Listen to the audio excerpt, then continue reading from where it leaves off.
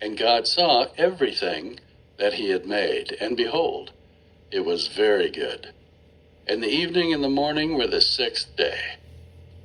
Having read the foundational verses that describe creation in Genesis 1, let's examine the following 68 verses, which give us more details of God's creation not fully revealed in Genesis 1. These 68 verses describe the earth as hanging where God placed it, having a foundation, never moving, sitting on pillars, having four corners, being on a cornerstone, having ends, and describes the firmament as a hardened substance above the earth. Genesis 1:7. Thus God made the firmament and divided the waters which were under the firmament from the waters which were above the firmament.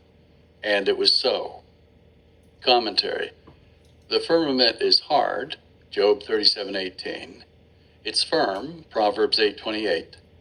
It supports the waters above, Genesis 1:6-8, and Psalm 148:4. It's attached to the earth, Amos 9:6, within which God placed the sun, moon, and the stars, Genesis 1:14-19, and Psalm 19:1-6, and upon which his throne sits, Ezekiel 1:26, and Isaiah 66:1. We'll talk more about the firmament in chapter 7. Psalms 93:1. The Lord reigns. He is robed in majesty. The Lord is robed. He has put on strength as his belt. Yes, the world is established. It shall never be moved. Commentary.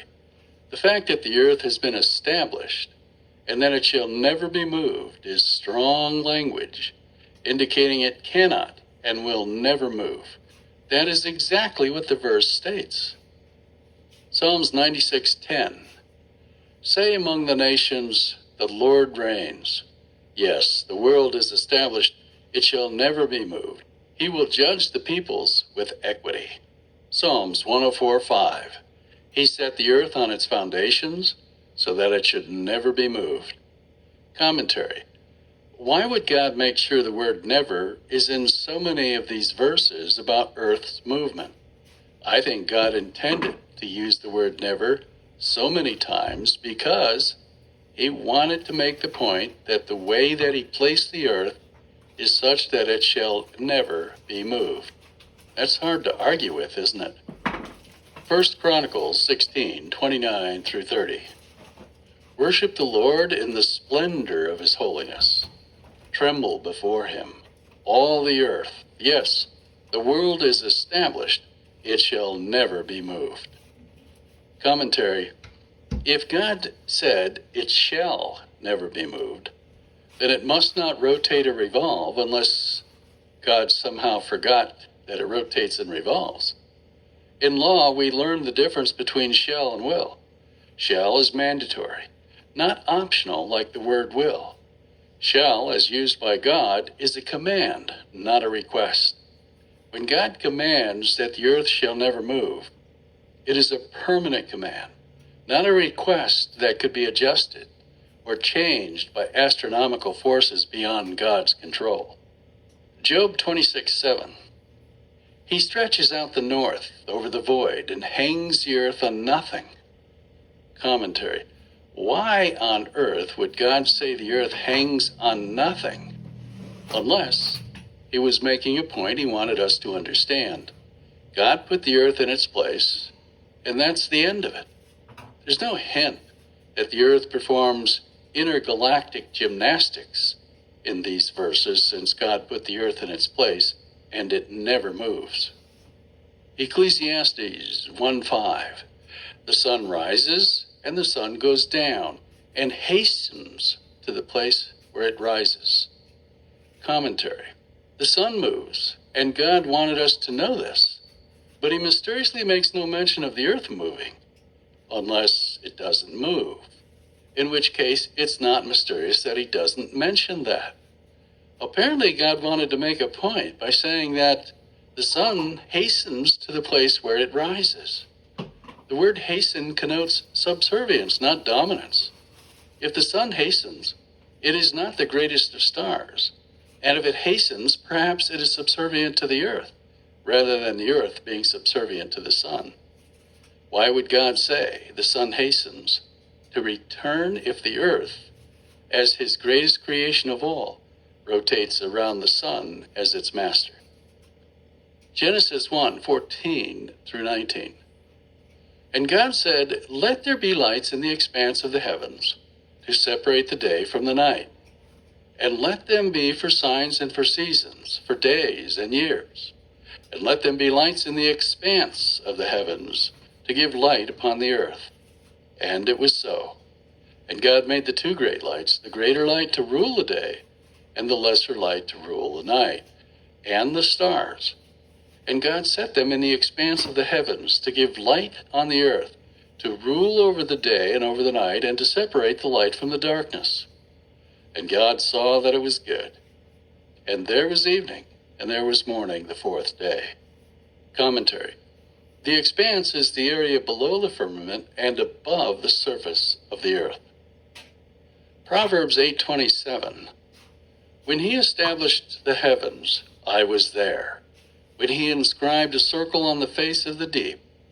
Commentary. Circle is mentioned in describing the earth, but sphere is never used.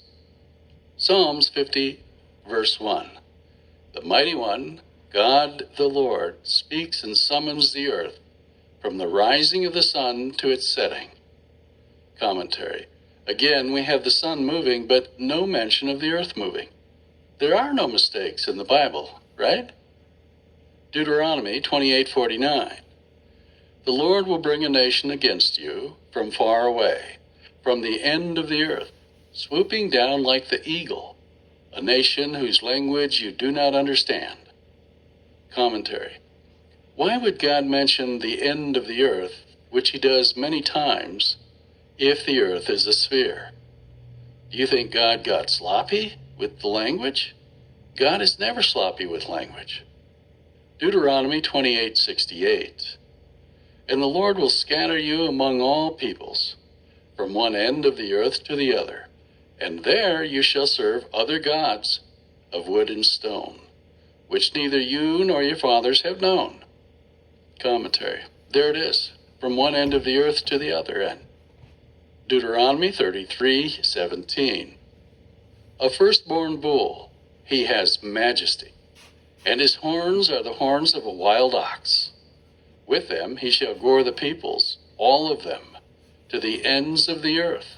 They are the 10,000s of Ephraim, and they are the thousands of Manasseh. Commentary. How many times does God have to say, the ends of the earth, before we take him seriously? He says this in many verses. But what? He didn't mean it? 1 Samuel 2:8. He raises up the poor from the dust. He lifts the needy from the ash heap, to make them sit with the princes and inherit a seat of honor. For the pillars of the earth are the Lord's, and on them he has set the world. Commentary. The earth was set on pillars. But tell me how we explain this away. God didn't mean pillars? Or it was just an expression? That doesn't make much sense. What makes far more sense is that God meant what he said. 1 Samuel 2:10. The adversaries of the Lord shall be broken to pieces. Against them he will thunder in heaven. The Lord will judge the ends of the earth. He will give strength to his king and exalt the horn of his anointed. 2 Samuel 22:16. Then the channels of the sea were seen.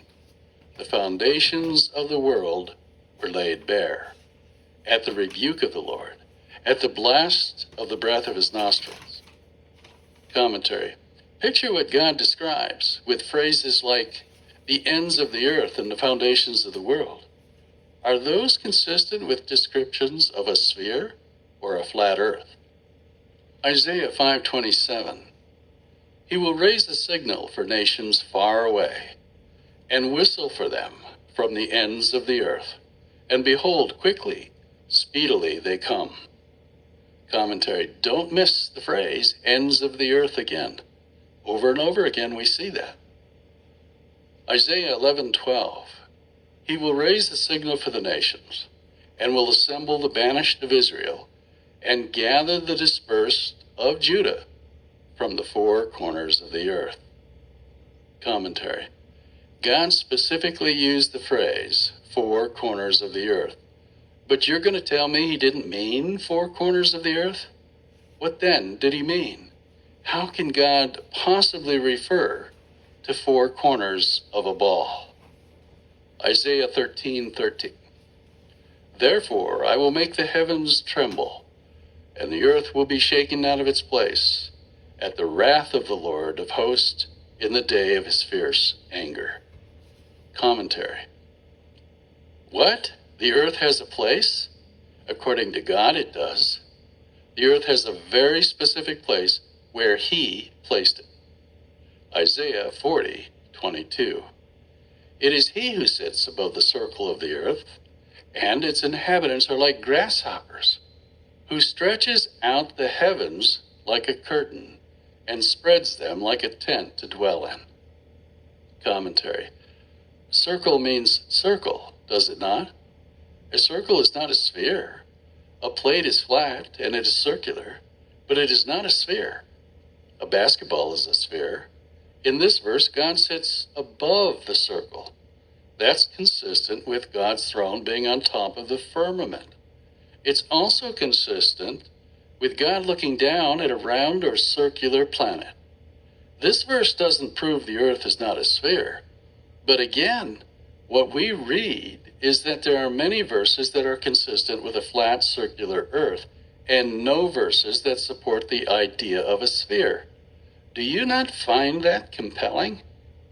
Isaiah 40:28. Have you not known? Have you not heard? The Lord is the everlasting God, the creator of the ends of the earth. He does not faint or grow weary. His understanding is unsearchable. Commentary. Again, we have God telling us the earth has ends. And in case we think God forgot how he created the earth, the verse goes on to remind us that God's understanding is unsearchable. He is all wise and all understanding. So we ought not to compromise his words describing creation. Isaiah 41:5. The coastlands have seen and are afraid. The ends of the earth tremble. They have drawn near and come. Commentary. Are you beginning to recognize every occurrence of the phrase, ends of the earth? Isaiah 40:22. It is he who sits above the circle of the earth, and its inhabitants are like grasshoppers, who stretches out the heavens like a curtain and spreads them like a tent to dwell in. Commentary. Do not think I've pulled random verses out of thin air. When many verses refer to the earth as a circle rather than a sphere, that should tell you something. Isaiah 41:9. You whom I took from the ends of the earth, and called from its farthest corners, saying to you, you are my servant. I have chosen you, and not cast you off. Commentary. How do you explain away the corners of the earth? Isaiah 42:10. Sing to the Lord a new song, his praise from the end of the earth. You who go down to the sea, and all that fills it, the coastlands and their inhabitants. Isaiah 43:6. I will say to the north, give up, and to the south, do not withhold. Bring my sons from afar and my daughters from the end of the earth. Isaiah 44:24. Thus says the Lord, your Redeemer, who formed you from the womb. I am the Lord, who made all things, who alone stretched out the heavens, who spread out the earth by myself. Commentary. The word spreads indicates pushing something out on a level or flat surface. Isaiah 45:22. Turn to me and be saved, all the ends of the earth, for I am God and there is no other. Isaiah 48:20. Go out from Babylon, flee from Chaldea, declare this with a shout of joy, Proclaim it. Send it out to the end of the earth. Say, the Lord has redeemed his servant Jacob. Isaiah 49:6. He says, it is too light a thing that you should be my servant, to raise up the tribes of Jacob, and to bring back the preserved of Israel. I will make you as a light for the nations, that my salvation may reach to the end of the earth. Commentary. Just a reminder here that a sphere has no end of the earth. It's not possible. Since when does God use words that don't fit the precise reality of what he's revealing? He never has in over 31,000 verses in the Bible. Isaiah 51:13. And have forgotten the Lord your Maker, who stretched out the heavens and laid the foundations of the earth. And you fear continually all the day because of the wrath of the oppressor, when he sets himself to destroy. And where is the wrath of the oppressor? Commentary. Here God explains that he stretched out the heavens and laid the foundation of the earth. Does that sound like God the Creator is describing a spherical earth? Why in the world would the Creator of the heavens and the earth keep describing his own creation in a way that harkens back again and again to a flat perspective rather than a spherical one? Isaiah 52:10. The Lord has bared his holy arm before the eyes of all the nations, and all the ends of the earth shall see the salvation of our God. Jeremiah 10:13. When he utters his voice, there is a tumult of waters in the heavens, and he makes the mist rise from the ends of the earth. He makes lightning for the rain, and he brings forth the wind from his storehouses. Jeremiah 16:19. O Lord, my strength and my stronghold, my refuge in the day of trouble, to you shall the nations come from the ends of the earth and say, our fathers have inherited nothing but lies, worthless things in which there is no profit. Jeremiah 25:31.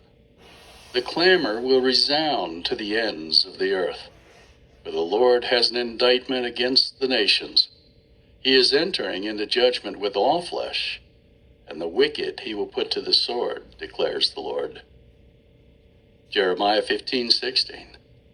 When he utters his voice, there is a tumult of waters in the heavens, and he makes the mist rise from the ends of the earth. He makes the lightning for the rain, and he brings forth the wind from his storehouses. 1 Samuel 2:8. He raises up the poor from the dust. He lifts the needy from the ash heap to make them sit with princes and inherit a seat of honor. For the pillars of the earth are the Lord's, and on them he has set the world. Commentary. I don't want you to miss the many verses like this one, in which God clearly states without ambiguity that the earth has been set on pillars. Brothers and sisters in Christ, that is not the image of a sphere, or even a hint of a sphere. On the contrary, it is an image that is not a sphere. Note that God repeatedly states the earth is on a foundation, set on pillars, has ends, and shall never move. And the only thing God doesn't say in the Bible is, the earth is not a sphere. He has said everything but that, and for good reason. God never tries to save someone's soul by convincing them of facts.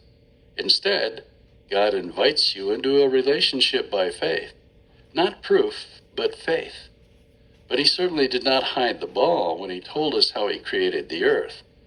People who choose to believe lies about creation do so intentionally and as an act of their own will, knowingly deciding to believe a lie against the truths of God's own description of his creation. 1 Samuel 2:10. The adversaries of the Lord shall be broken to pieces. Against them he will thunder in heaven. The Lord will judge the ends of the earth. He will give strength to his king and exalt the horn of his anointed. Job 9:6. Who shakes the earth out of its place and its pillars tremble. Job 11:7-9. Can you find out the deep things of God? Can you find out the limit of the Almighty? It is higher than heaven. What can you do? Deeper than Sheol. What can you know? Its measure is longer than the earth and broader than the sea. Commentary. The phrase longer than the earth is revealing. If the earth were a sphere, God could easily have said, its measure is greater than the earth's circumference. Or he could have said, its measure is greater than the radius of the earth. Why would God, who is so precise and so meticulous and so proud of his creation, describe it in so many ways that are consistent with flatness and literally misrepresent it so grossly if it were in fact a sphere? Could God be so dishonest? May it never be. Job 26:10. He has inscribed a circle on the face of the waters at the boundary between light and darkness. Proverbs 8:27. When he established the heavens, I was there, when he drew a circle on the face of the deep. Job 37:3. Under the whole heaven he lets it go, and is lightning to the corners of the earth. Commentary. Since when does a sphere have corners? Tell me. Job 38:4-6. Where were you when I laid the foundations of the earth? Tell me if you have understanding. Who determined its measurements? Surely you know. Or who stretched the line upon it? On what were its bases sunk?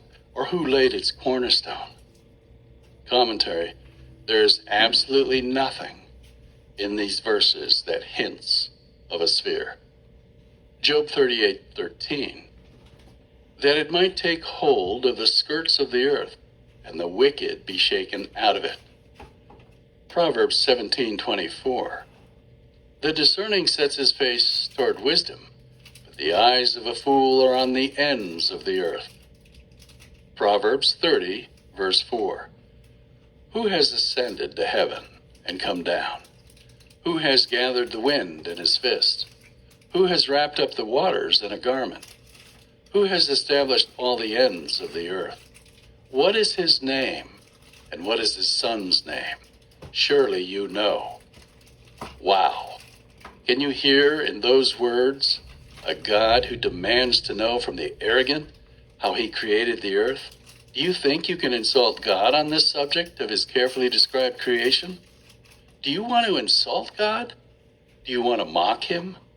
Then declare the Bible's account of creation is all wrong and promote Satan's lies.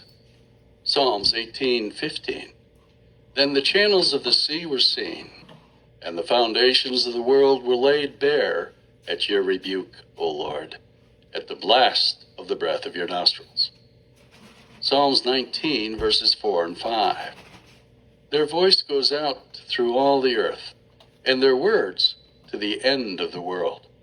In them he has set a tent for the sun, which comes out like a bridegroom leaving his chamber, and like a strong man runs its course with joy. Psalms 46:9. He makes wars cease to the end of the earth. He breaks the bow and shatters the spear. He burns the chariots with fire. Psalms 48:10. As your name, O God, so your praise reaches to the ends of the earth. Your right hand is filled with righteousness. Psalms 59:13. Consume them in wrath. Consume them till they are no more, that they may know that God rules over Jacob to the ends of the earth. Selah. Commentary. This is strong language. It is more than a hint that God's wrath is coming for those who slander his creation. Psalms 61:2.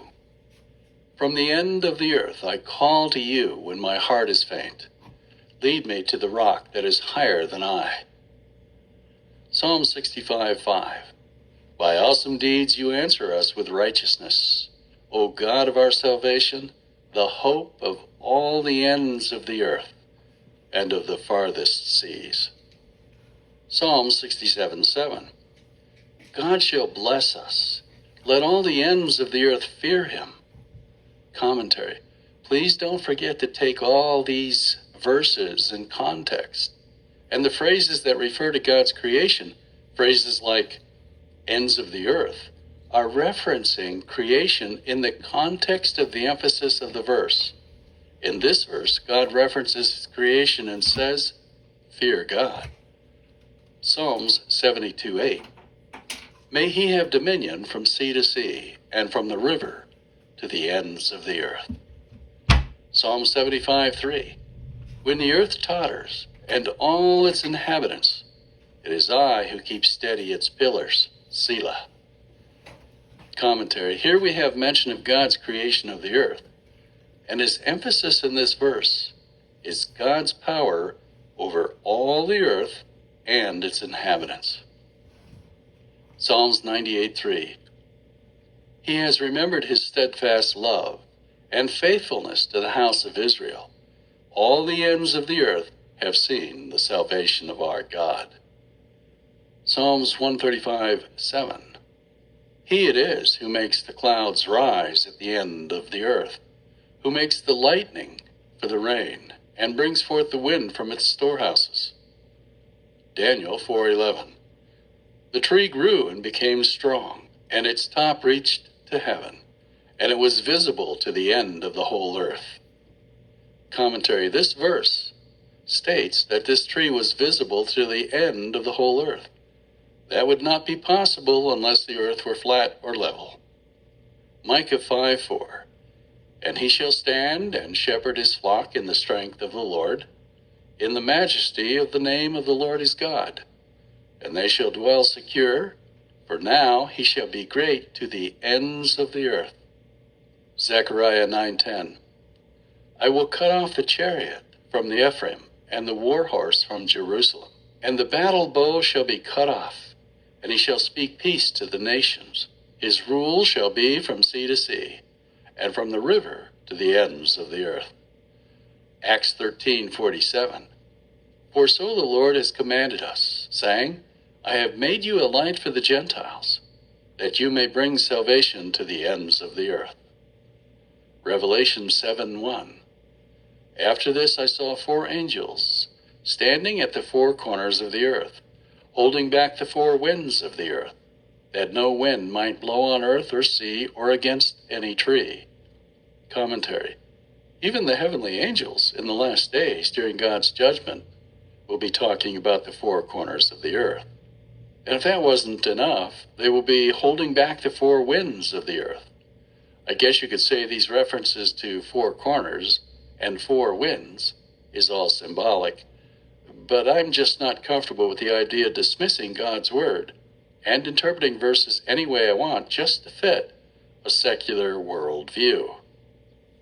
Revelation 20, verses 7 through 8. And when the 1,000 years are ended, Satan will be released from his prison and will come out to deceive the nations that are at the 4 corners of the earth, Gog and Magog, to gather them for battle, their numbers like the sand of the sea. Matthew 4:8. Again the devil took him to a very high mountain and showed him all the kingdoms of the world and their glory. Commentary. How would it even be possible that Satan showed him all the kingdoms of the world if the kingdoms of the earth curved around a sphere? This would only be possible if the earth were flat. Psalms 33:14. From where he sits enthroned, he looks out on all the inhabitants of the earth. Commentary. Again, it would not be possible for God to see all the inhabitants of the earth if the earth were a sphere. And please don't suggest that God can see around the sphere because he can see everywhere. Yes, God can see anything, anytime, and no doubt he can see through mountains. But God is also a God of precision, and he says exactly what he intends to say. Revelation 1:7. Behold, he is coming with the clouds, and every eye shall see him, even those who pierced him, and all tribes of the earth will wail on account of him.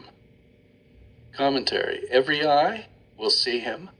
That certainly suggests that we will all be looking up at Jesus when he returns. There's no suggestion of any kind that those on the other side of the earth will either be looking through the earth, nor is there any suggestion that we will somehow, for the first time, magically be able to see around a sphere to where Christ is visible. That's not in the verses. We would be making that up.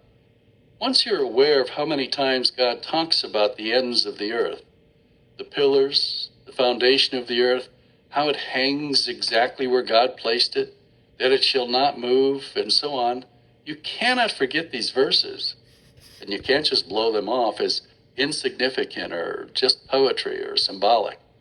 God has never been more forthright and as unambiguous as he is in these verses. What's the Holy Spirit telling you?